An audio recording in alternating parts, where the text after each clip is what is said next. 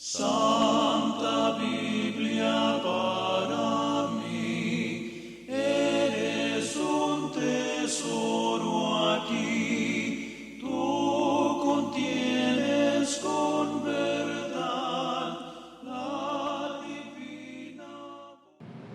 Dice la palabra del Señor de la siguiente manera. Nehemías capítulo 3. Entonces se levantó el sumo sacerdote Eliasib con sus hermanos los sacerdotes y edificaron la puerta de las ovejas. Ellos arreglaron y levantaron sus puertas hasta la torre de Amea y edificaron hasta la torre de Hananeel. Junto a ella edificaron los varones de Jericó, y luego edificó Zacur, hijo de Imri. Los hijos de Senaa edificaron la puerta del pescado, ellos la enmaderaron y levantaron sus puertas con sus cerraduras y sus cerrojos. Junto a ellos restauró Meremot, hijo de Urías, hijo de Cos, y al lado de ellos restauró Mesulam, hijo de Berequías, hijo de Mesesabeel.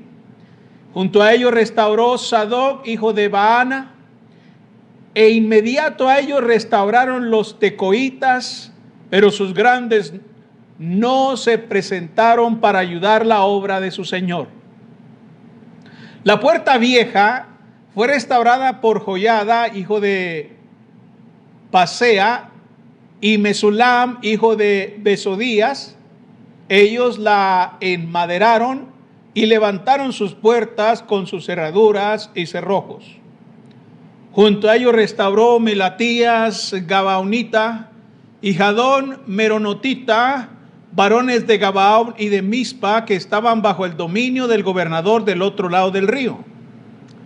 Junto a ellos restauró Uziel, hijo de Araía, de los plateros, junto al cual restauró también Ananías, hijo de un perfumero. Así dejaron reparada Jerusalén hasta el muro ancho. Junto a ellos restauró también Refaías, hijo de Ur, gobernador de la mitad de la región de Jerusalén. Asimismo restauró junto a ellos y frente a su casa Jedaías, hijo de Arumaf, y junto a él restauró Atús, hijo de Asabnías. Malquías, hijo de Arim, y Asub, hijo de Paata, Moab, restauraron otro tramo y la torre de los hornos. Junto a ellos restauró Salum, hijo de Aloes, gobernador de la mitad de la región de Jerusalén, él con sus hijas. La puerta del valle la restauró Anún con los moradores de Samoa. Ellos la reedificaron y levantaron sus puertas con sus cerraduras y sus cerrojos, y 1000 codos del muro hasta la puerta del muladar. Reedificó la puerta del muladar Malquías, hijo de Recab, gobernador de la provincia de Bet-Akerem. Él la reedificó y levantó sus puertas, sus cerraduras y sus cerrojos. Salum, hijo de Colose, gobernador de la región de Mizpa, restauró la puerta de la fuente. Él la reedificó, la enmaderó y levantó sus puertas, sus cerraduras y sus cerrojos, y el muro del estanque de Siloé hacia el huerto del rey, y hasta las gradas que descienden de la ciudad de David. Después de él restauró Nehemías, hijo de Azbuc, gobernador de la mitad de la región de Betsur, hasta delante de los sepulcros de David, y hasta el estanque labrado, y hasta la casa de los valientes. Tras él restauraron los levitas, Reum, hijo de Bani, y junto a él restauró a Sabías, gobernador de la mitad de la región de Keila, por su región. Después de él restauraron sus hermanos Babai, hijo de Anadad, gobernador de la mitad de la región de Keila. Junto a él restauró Eser, hijo de Jesúa, gobernador de Mizpa, otro tramo frente a la subida de la armería de la esquina. Después de él Baruch, hijo de Sabai, con todo fervor restauró otro tramo desde la esquina hasta la puerta de la casa de Eliasib, sumo sacerdote. Tras él restauró Meremot, hijo de Urías, hijo de Cos, otro tramo, desde la entrada de la casa de Eliasib hasta el extremo de la casa de Eliasib. Después de él restauraron los sacerdotes, los varones de la llanura. Después de ellos restauraron Benjamín y Asú frente a su casa. Y después de esto restauró Azarías, hijo de Maasías, hijo de Ananías, cerca de su casa. Después de él restauró Beniuí, hijo de Enadad, otro tramo, desde la casa de Azarías hasta el ángulo entrante del muro y hasta la esquina. Palal, hijo de Usaí, enfrente de la esquina y la torre alta que sale de la casa del rey, que está en el patio de la cárcel. Después de él, Pedaías, hijo de Faros, y los sirvientes del templo que habitaban en Ofel restauraron hasta enfrente de la puerta de las aguas al oriente y la torre que sobresalía. Después de ello restauraron los tecoitas otro tramo enfrente de la gran torre que sobresale hasta el muro de Ofel. Desde la puerta de los caballos restauraron los sacerdotes, cada uno enfrente de su casa. Después de ello restauró Sadoc, hijo de Imer, enfrente de su casa. Y después del restauró Semaías, hijo de Secanías, guarda de la puerta oriental. Tras él Ananías, hijo de Selemías, y Anún, hijo de Sexto de Salaf, restauraron otro tramo. Después de ello restauró Mesulam, hijo de Berequías, enfrente de su cámara. Después de él restauró Malaquías, hijo del platero, hasta la casa de los sirvientes del templo y de los comerciantes enfrente de la puerta del juicio y hasta la sala de la esquina. Y entre la sala de la esquina y la puerta de las ovejas restauraron los plateros y los comerciantes. El tema que vamos a estar considerando se titula Elementos esenciales para la obra. En nuestro mensaje anterior consideramos los obreros del muro, escondidos en la lista de los que trabajaron. Descubrimos su compromiso, descubrimos su coraje, su confianza y su cooperación. Se trataba de un grupo que se enfrentaba a una tarea monumental y sin embargo no se dejaron intimidar por el reto que tenían por delante. Se levantaron juntos y abrazaron el trabajo que se les había encomendado. Es un gran desafío en el que encontramos a estas personas trabajando incansablemente codo a codo sobre la restauración del muro de Jerusalén. El muro estaba destrozado, estaba en ruinas. Si hemos de tener éxito nosotros también para llevar a cabo la obra que Dios nos ha encomendado, entonces nosotros también debemos estar dispuestos a unirnos como lo hicieron ellos y compartir la misma actitud y el mismo compromiso que era tan evidente en sus vidas. Esta mañana quiero que sigamos meditando en este capítulo, pero nos vamos a ubicar, hermanos, en una perspectiva diferente. Ya en el mensaje anterior estuvimos viendo a cada uno de los que trabajaban en el muro. Ahora vamos a ver las características que tiene el trabajo mismo. Vamos a ver sobre todo los elementos que fueron esenciales para llevar a cabo ese trabajo. Confío en que al tener en cuenta lo que estos versículos nos dicen sobre el trabajo, seremos motivados y desafiados a continuar en la tarea celestial en la que nos hemos comprometido como cristianos. Sobre todo, quiero que mientras nos involucramos en la obra del Señor, podamos alcanzar los logros que estos hombres alcanzaron. Y para eso es importante conocer los elementos esenciales para ese trabajo. ¿Qué es lo primero que encontramos aquí en este capítulo como un elemento esencial para la obra? Bueno, lo primero que encontramos, hermanos, es que es necesario conocer los detalles de la obra. Una lectura apresurada de este pasaje no permitirá captar plenamente la riqueza de detalles que se registran con respecto a ese trabajo. Por ello, si deseamos comprender los aspectos esenciales de esta labor, es indispensable examinar el texto con atención, porque solamente así conoceremos a fondo esos elementos que harán que nuestra propia obra y la obra misma sean eficaces y fructíferos. Así que, ¿qué nos dice este pasaje sobre los detalles con respecto a la extensión de la obra? Bueno, si cada uno de nosotros tuviéramos un mapa de la representación de las murallas de Jerusalén, notaríamos que la reconstrucción abarcó aproximadamente 4 kilómetros de perímetro. 4 kilómetros era lo que había que reconstruir. Al dimensionar así la extensión del muro que rodeaba la ciudad, comprendemos con mayor claridad la envergadura del trabajo en que estas personas estaban involucrados. Esto nos muestra que la labor que ellos estaban desempeñando requería de un gran esfuerzo, hermanos.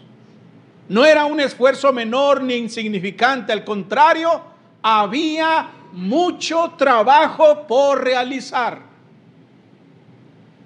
Una de las primeras referencias que encontramos sobre la extensión de la tarea es la mención directa de la construcción de la muralla, ahí en el versículo 1 del capítulo 3 de Nehemías. El texto dice: entonces se levantó el sumo sacerdote Eliasib con sus hermanos los sacerdotes y edificaron la puerta de las ovejas. Ellos arreglaron y levantaron sus puertas hasta la torre de Amea y edificaron hasta la torre de Ananel. Quiero que noten aquí una palabra clave.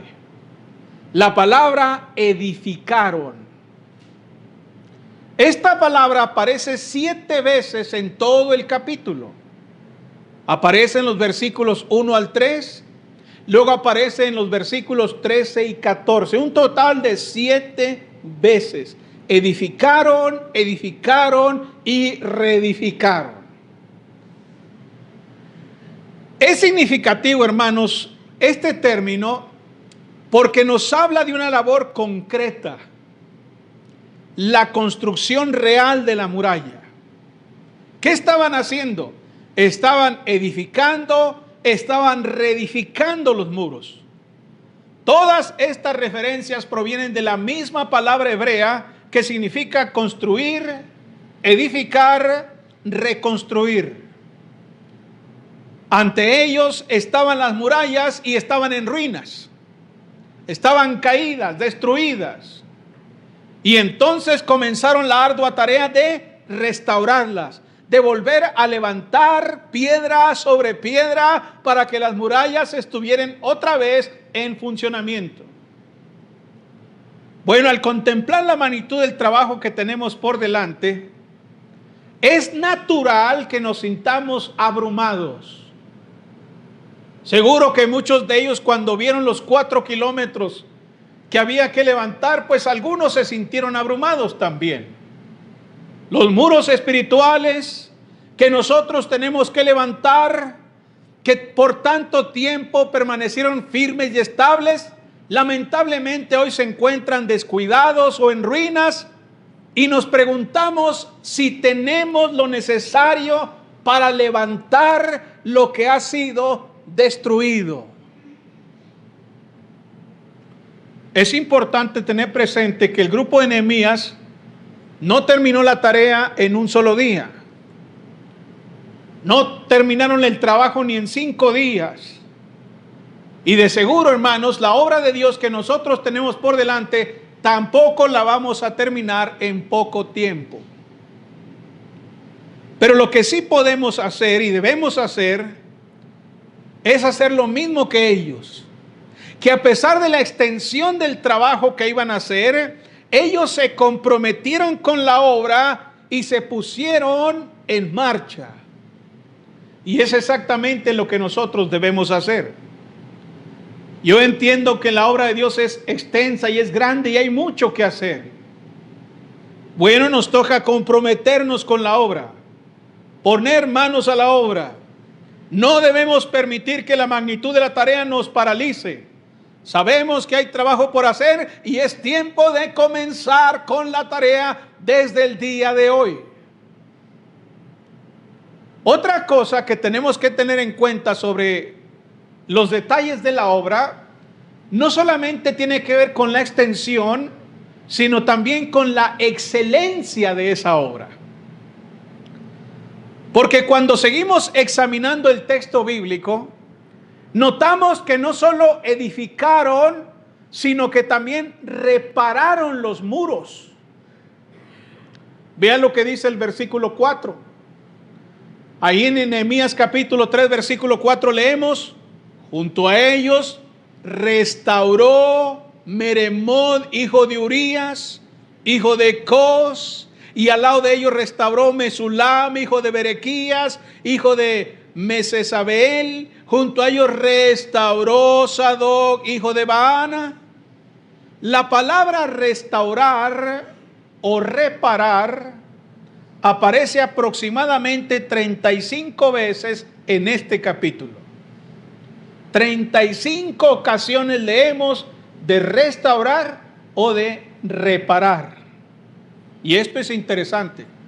Yo no creo que esto sea una casualidad. ¿Cuál es la idea? Bueno, si tomamos en cuenta que la palabra restaurar conlleva la idea de prevalecer, conlleva la idea de endurecer, conlleva la idea de ser fuerte, de ser firme, de ser resuelto. Esto nos dice que ellos comprendían el valor del muro y los beneficios que ese muro implicaba. Y por ello, dado que los muros son necesarios e indispensables, ellos estaban dispuestos a trabajar con todo su compromiso. Es decir, que ninguno de ellos se levantó simplemente para levantar una estructura. No se levantaron simplemente para restaurarla, sino que querían levantarla con firmeza, con excelencia, hasta dejarla sólida, resistente y digna de su propósito. Porque de nada serviría levantar una muralla nada más, alá y se va. Capaz si la tumba el viento. No, la idea de las murallas es que nos protejan sobre todo de nuestros enemigos.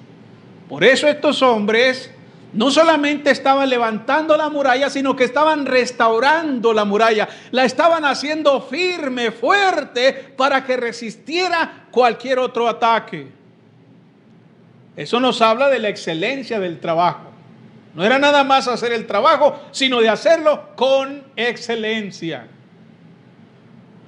Mis hermanos, ¿estarán de acuerdo en que estamos involucrados en una obra que tiene una excelencia mayor? Yo siempre he pensado que cuando vale la pena hacer una cosa, es necesario hacerla bien. Nosotros debemos dar lo mejor de nosotros para el evangelismo. Si estamos predicando el evangelio en la calle, tenemos que dar lo mejor de nosotros.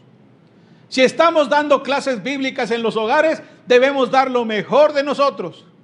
Si nos toca predicar en el púlpito, tenemos que dar lo mejor de nosotros. Si nos toca dirigir los cantos, tenemos que dar lo mejor de nosotros. Y de la misma manera, si nos toca cantar, o si nos toca recibir una clase, o si nos toca escuchar un sermón, tenemos que poner lo mejor de nosotros para el servicio de Dios. Eso es servir al Señor con excelencia. Debemos dar lo mejor de nosotros, buscando la excelencia en todo lo que hacemos, esforzándonos por fortalecer los muros espirituales que nos rodean para que podamos prosperar y prevalecer en la obra del Señor. Así como ellos estaban trabajando con excelencia sobre el muro, así nosotros debemos hacer la obra que nos toque hacer con excelencia. Otra cosa interesante cuando vemos los detalles del muro o de la obra tiene que ver con el énfasis con el que estaban trabajando.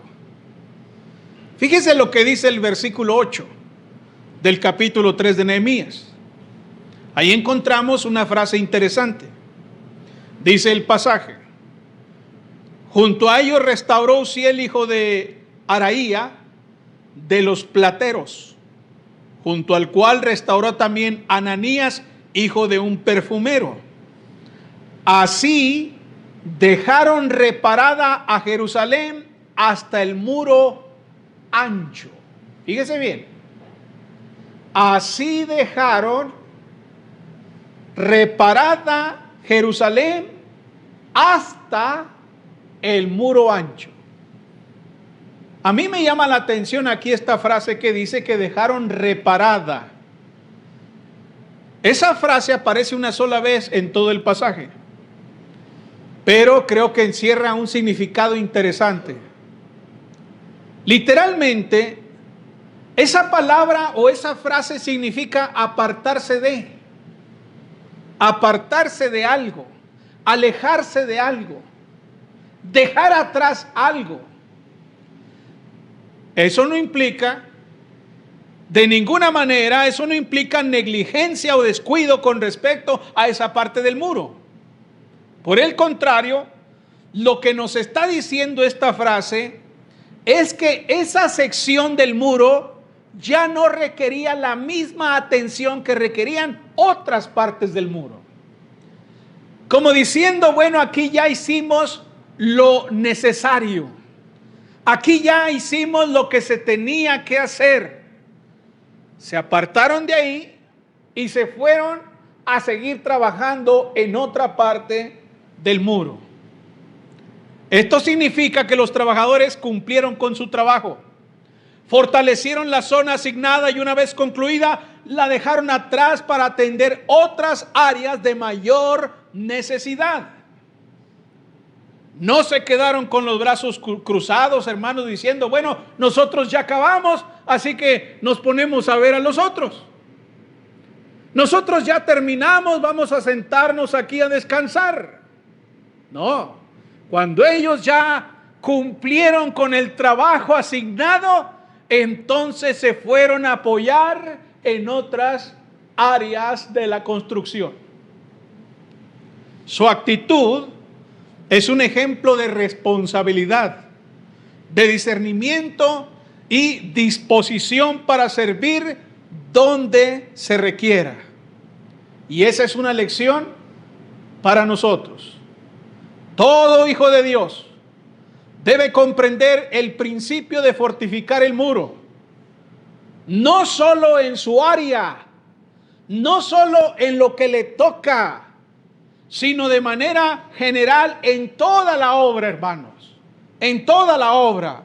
Lamentablemente muchos se acomodan en zonas que ya están firmes, se conforman con mantenerse dentro de su espacio de comodidad, aun cuando ahí no hace falta más trabajo. Y eso es algo lamentable, porque cuando los cristianos hacen solamente aquello que tenían que hacer y entonces una vez hecho ya no hacen más, eso es un pensamiento que nos lleva a la mediocridad, porque ya no crecemos, ya no avanzamos. Así que cuando usted diga, bueno, yo tenía que dar una clase bíblica, ya la terminé, ahora a descansar. No. Hay más trabajo que hacer. Hay más cosas que atender. Hay más obras que debemos llevar a cabo. La excelencia en la obra del Señor no nace de la comodidad, sino del compromiso en la obra de Dios. Necesitamos cultivar una pasión por la obra que tenemos por delante. Una pasión que no solo nos impulse a completar fielmente nuestra tarea, sino que también nos motive a avanzar hacia otras áreas del ministerio. Hay muchas cosas que requieren nuestra atención. Tal vez usted crea que es suficiente con el hecho de venir a reunirse y participar activamente en la asamblea y decir, pues yo ya cumplí. Yo ya vine a la iglesia, ya me senté, escuché el sermón, participé de la cena, canté himnos, di la ofrenda, ya cumplí y me voy a mi casa. No, hermanos, hay más que hacer. Ser cristiano no es nada más venir a sentarse los domingos y luego regresarse a su casa y asunto arreglado. Hay mucho trabajo que hacer.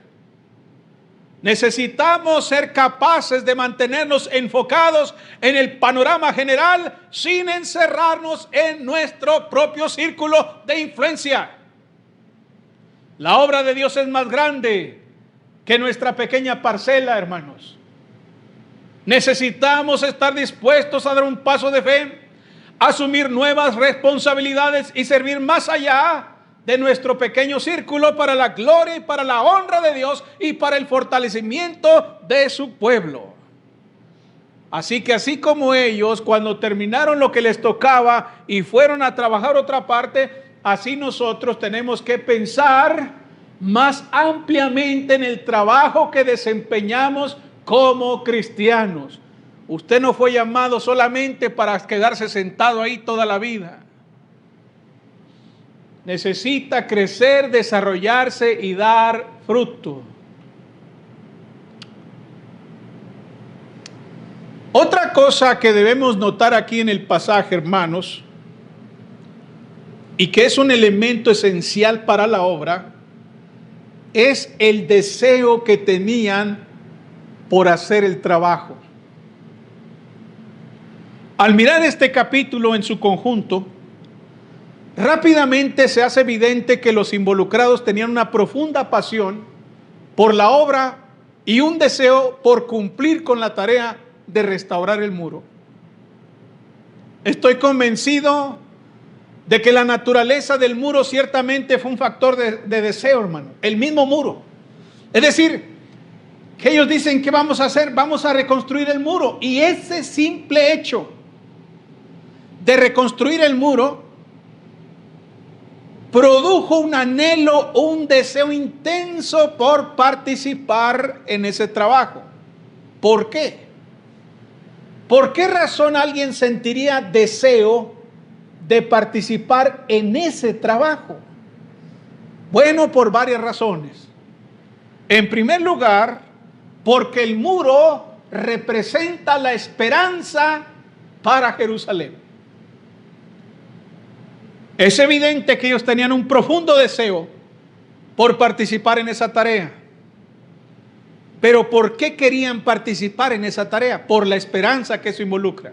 Miren lo que dice el capítulo 2, en los versículos 17 y 18 de Nehemías. Dice el pasaje, capítulo 2, versículos 17 y 18. Les dije pues, vosotros veis el mal en que estamos, que Jerusalén está desierta y sus puertas consumidas por el fuego. Venid y edifiquemos el muro de Jerusalén y no estemos más en oprobio. Entonces les declaré cómo la mano de Dios había sido buena sobre mí y asimismo las palabras que el rey me había dicho, y dijeron, levantémonos y edifiquemos. Así esforzaron sus manos para bien.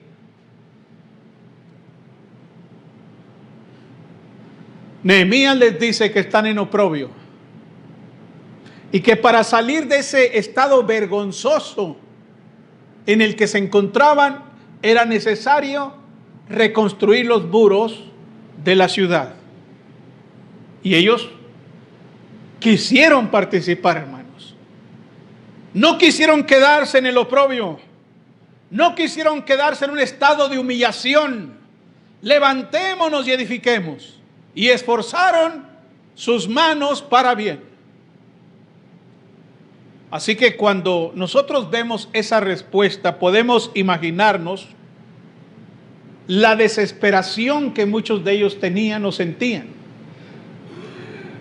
Tengamos en cuenta que la mayoría de los presentes probablemente llevaba ya cierto tiempo en Jerusalén, hermanos. Es como estar viviendo en una casa que está toda destruida. Y cuando pasa el tiempo que uno está viviendo ahí, pues uno llega un momento donde uno dice, bueno, necesito arreglar esto. Necesito arreglar esa gotera, necesito arreglar esa pared, necesito pintar aquí, pintar allá, porque pues no me siento cómodo aquí. Muy probablemente entre ellos había gente que así se sentía. Es muy posible que hubieran regresado con Esdras, o que fueran hijos o nietos de quienes volvieron ante Zorobabel.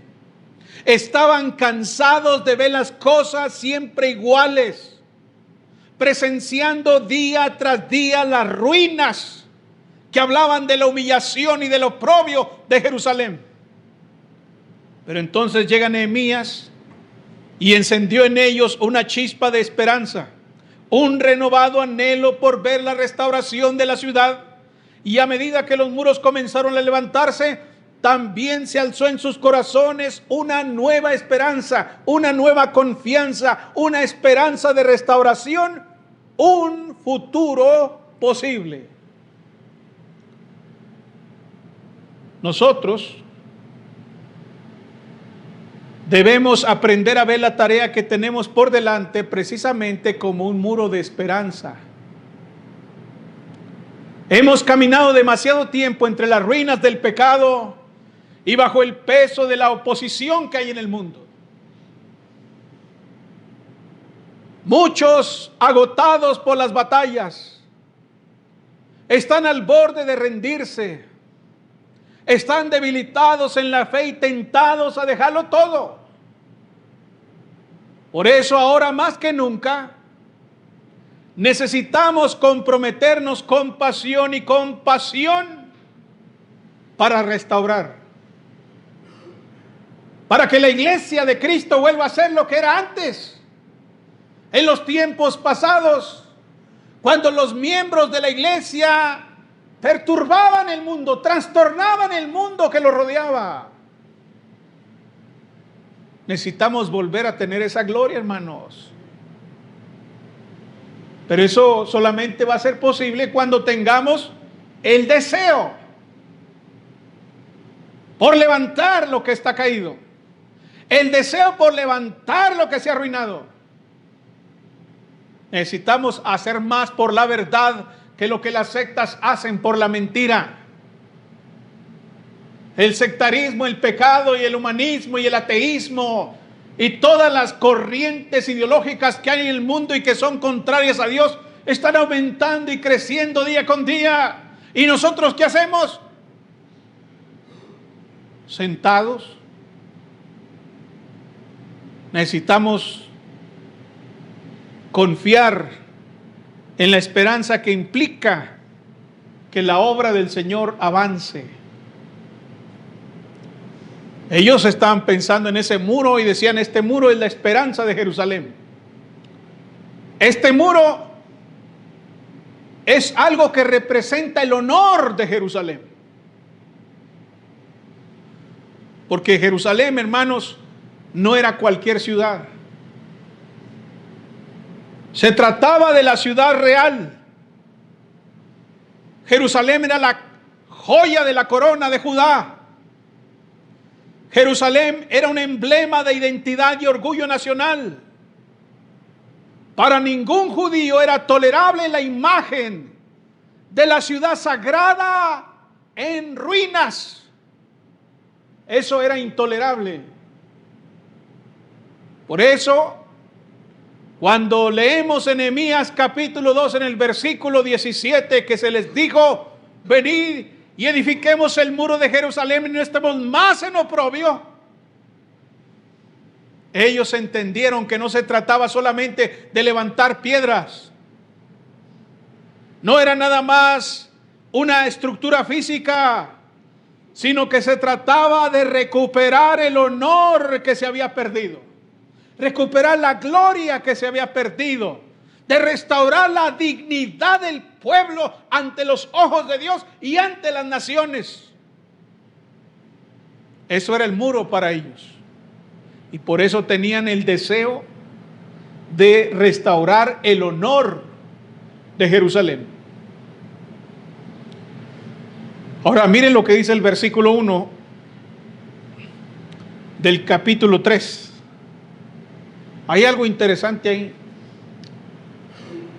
Entonces se levantó el sumo sacerdote Eliasib con sus hermanos los sacerdotes y edificaron la puerta de las ovejas. Ellos arreglaron y levantaron sus puertas hasta la torre de Amea y edificaron hasta la torre de Ananel. Hay algo que no me gusta, hermanos, con esta versión bíblica. Hay algo que no está aquí, pero que sí está en el texto hebreo. Yo no sé por qué los traductores de esta Biblia evadieron escribir una palabra clave que está en el texto original. ¿Sabe cuál es esa palabra?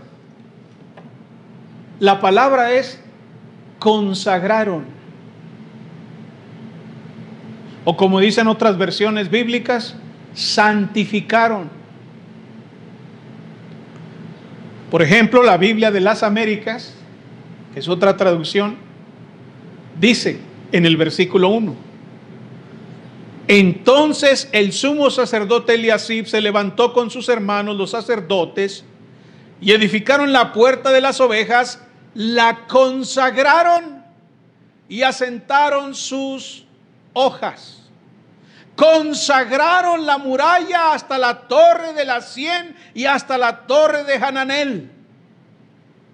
2 veces en la Biblia de las Américas aparece la palabra consagraron, que no aparece en la Reina Valera que nosotros usamos.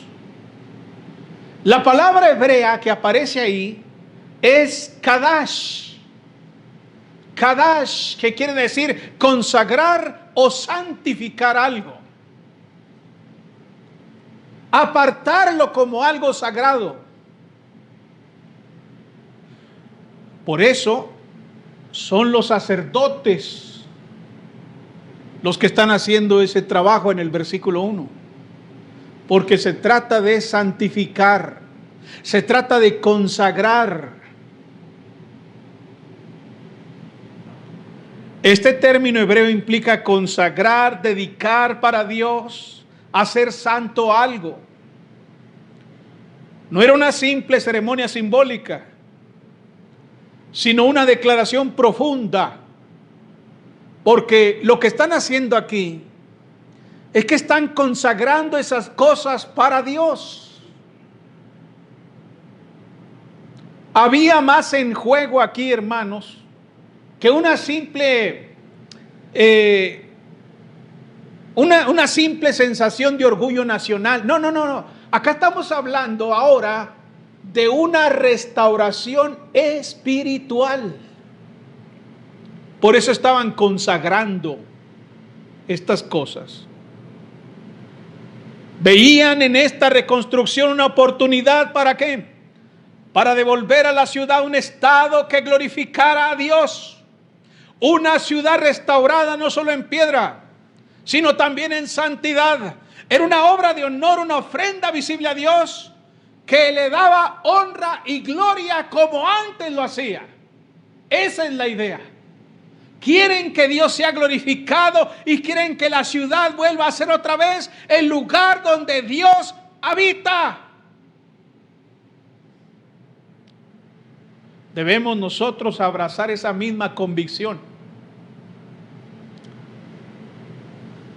Porque la idea de que exista la iglesia de Cristo, ¿sabe para qué existe? Para glorificar a Dios, hermanos. Ese es el fin de nuestra existencia. Fuimos rescatados de las tinieblas a su luz admirable. No solamente para ser salvados y ya, no solamente para formar un grupo de personas perdonadas y que yo me haya librado del infierno y ya. ¿Para qué es la iglesia, hermano? Pues para que yo no me vaya al infierno. Pues para que Dios me perdone mis maldades y sentirme limpio y sentirme grande otra vez. No. El fin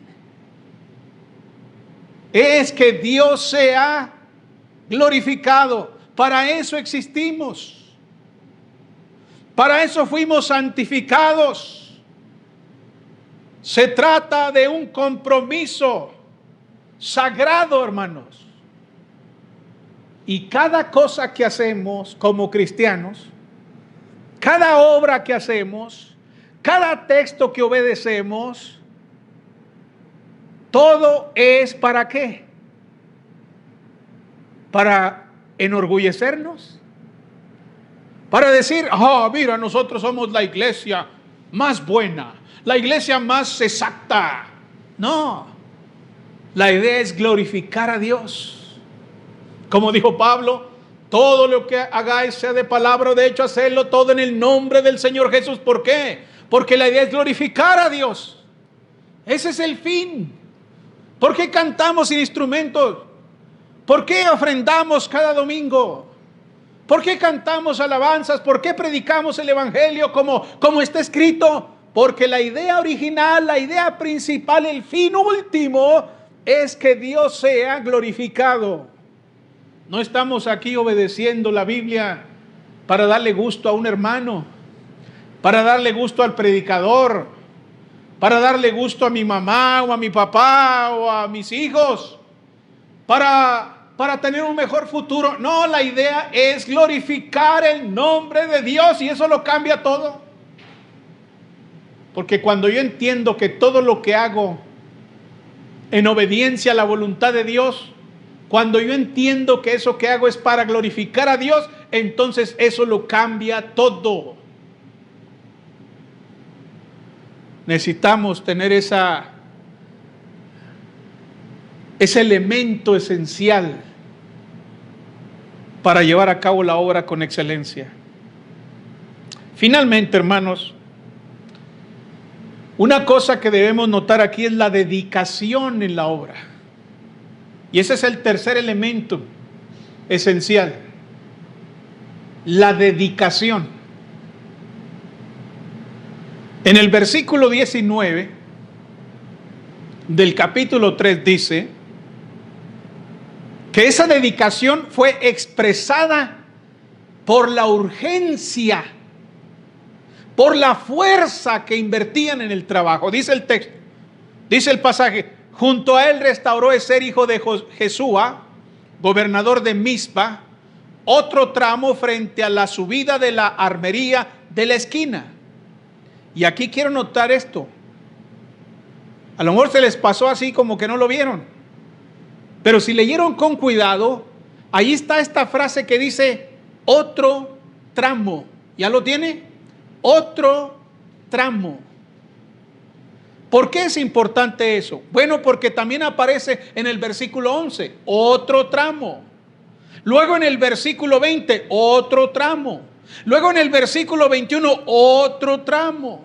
Luego en el versículo 24, 27 y en el 30 leemos otro tramo, otro tramo, otro tramo. Y esto es interesante. ¿Por qué?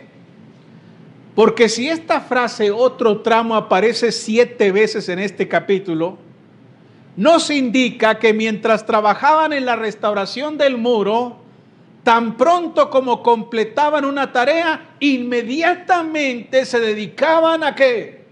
A otro tramo. Otro tramo. Esto nos habla de un compromiso profundo. Estaban profundamente comprometidos, decididos a terminar la tarea. Y cuando vemos a gente trabajando aquí y luego en otro tramo, y luego en otro tramo, y luego en otro tramo, ¿sabe qué dice eso? Eso dice urgencia. Es urgente. No es para mañana. No es para el mes que entra, no es para el otro año.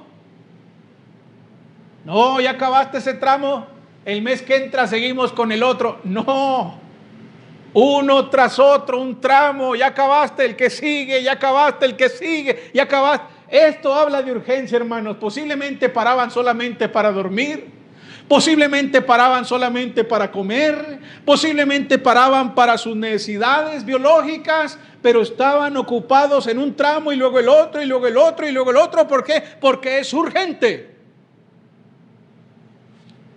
Nosotros necesitamos entender que el trabajo del cristiano es urgente también. ¿Quién nos dijo a nosotros que todavía nos queda tiempo en esta tierra? ¿Quién nos garantiza que vamos a vivir hasta los 60 o a los 50? ¿Quién nos garantiza que vamos a estar aquí 10 años más? ¿Y quién nos garantiza que nuestros hijos o nuestros vecinos o nuestros conocidos van a vivir más tiempo y van a estar esperando a ver hasta cuándo a mí se me ocurre hacer la obra de Dios? No, hermanos, es urgente.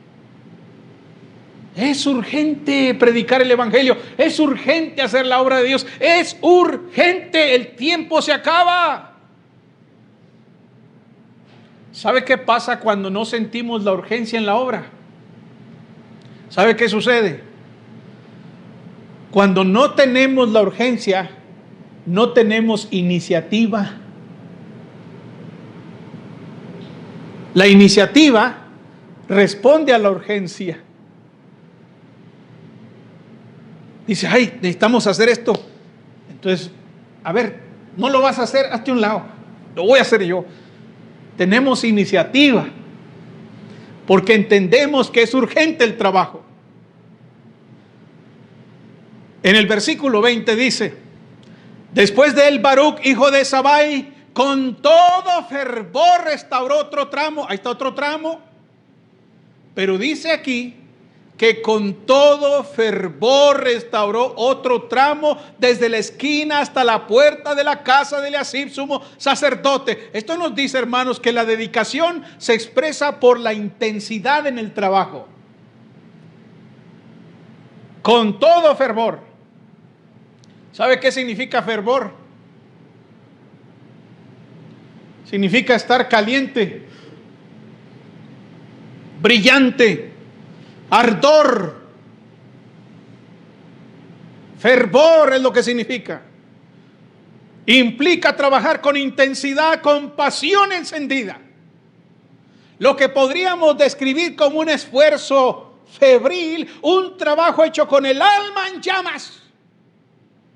Eso es lo que hizo este hombre. Estaba trabajando con fervor.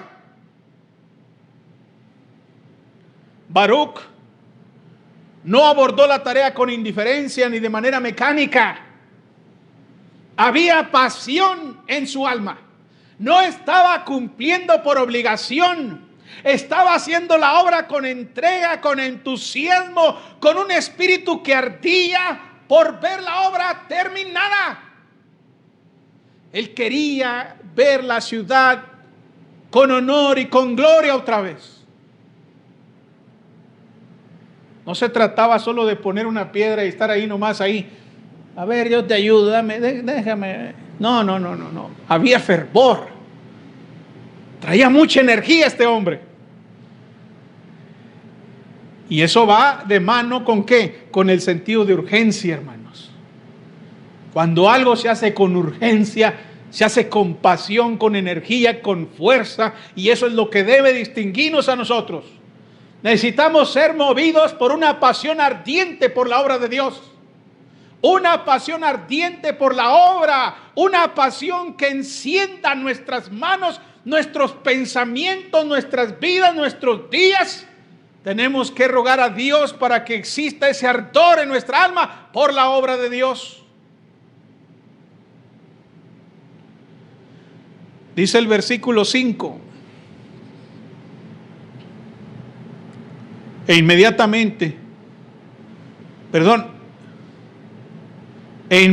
a ellos restauraron los tecoitas. Es interesante esto. Pero sus grandes no se prestaron para ayudar a la obra del Señor.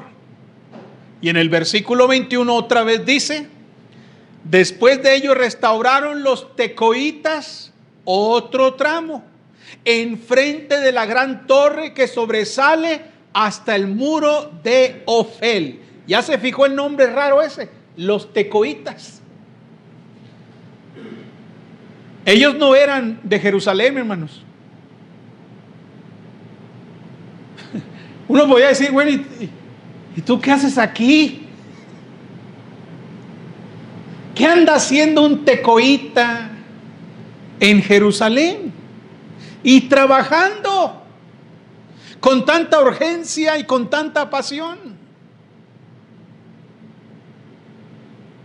Ellos estaban trabajando con la misma intensidad que los mismos judíos.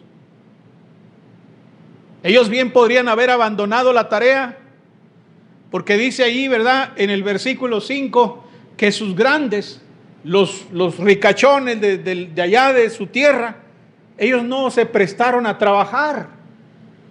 Los grandes allá se quedaron, los nobles allá se quedaron en su ciudad. Se vino la gente a ayudar a los judíos.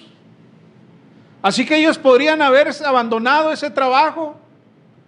Pero estos hombres no permitieron que la apatía de sus líderes apagara su compromiso. Sintieron de verdad el peso de la necesidad que había en Jerusalén y buscaron el bien del pueblo. ¿Sabe cómo se llama eso? Eso se llama generosidad. Ellos no tenían por qué estar ahí. Ellos no tenían que trabajar, pero fueron generosos con los judíos. Lo que vemos en ellos es un corazón generoso dispuesto a sacrificarse aun cuando habrían tenido una excusa legítima para no trabajar. Porque ni eran judíos, ni eran de Jerusalén, y sus nobles no se prestaron para el trabajo. Sin embargo, ahí estaban. Y nosotros debemos aprender de ese ejemplo. Nuestra obra no gira en torno a nuestra preferencia personal ni a nuestras necesidades inmediatas, porque a veces pensamos nada más en constituyentes. Hay que hacer la obra ¿dónde? Aquí. ¿Para quién? Para aquí, para nosotros. No, hermanos, la obra de Dios es más grande que constituyentes. Es más grande que constituyentes. Nos va a tocar hacer la obra incluso en lugares donde no tengamos ningún beneficio. A mí hay hermanos que me han dicho, hermano, ¿y qué anda haciendo allá? Habiendo tanto que hacer aquí, ¿qué anda haciendo allá? Bueno, porque la obra es más grande que aquí. Se trata de cumplir la gran comisión, ¿no es así? ¿Y qué dice la gran comisión? Id y predicad el evangelio ¿a quién? A toda criatura. Id por todas partes y predicad el evangelio a toda criatura. ¿A quién? A todas las naciones. Tenemos que ser generosos con la obra, hermanos. Debemos mirar más allá de nuestros propios intereses. Debemos de ver más allá. Debemos de ser generosos, porque para una obra más grande que esta, necesitamos ser generosos. ¿Cómo describiríamos a nuestra congregación, hermanos? ¿Nos parecemos a los obreros que edificaron el muro junto con Nehemías? ¿Sentimos la urgencia de la necesidad y la misma pasión ardiente por la obra del Señor? Si no es así, es tiempo de examinarnos con honestidad. Es tiempo de despertar si estamos dormidos. Ruego al Señor que toque nuestros corazones y que los quebrante si es necesario y nos lleve al punto en el que estemos dispuestos a abrazar con gozo y con un compromiso serio la obra que hemos sido llamados a realizar, y que lo hagamos sin importar el costo. sin importar la dificultad, sin importar lo grande que sea la obra, sin importar incluso si alguien lo hace o no lo hace. Yo serviré al Señor con estos elementos esenciales. Puestos de pie entonces. Hay una iglesia preciosa que la Biblia describe así. Estimado oyente, ¿desea conocer más de la palabra de Dios? La Iglesia de Cristo en la Colonia Constituyentes le invita a sus actividades los domingos a las 10 de la mañana. Estamos ubicados en la calle Juan J. Méndez, número 7744 de la Colonia Constituyentes. En internet nos puede localizar en www.iglesiadecristoenjuarez.com. iglesiadecristoenjuarez.com. Estaremos esperando noticias suyas. Que el Señor le bendiga. Ven a la iglesia de Cristo, ven donde seas feliz. Otro sitio nunca encontrarás, cual la iglesia de Cristo el Señor.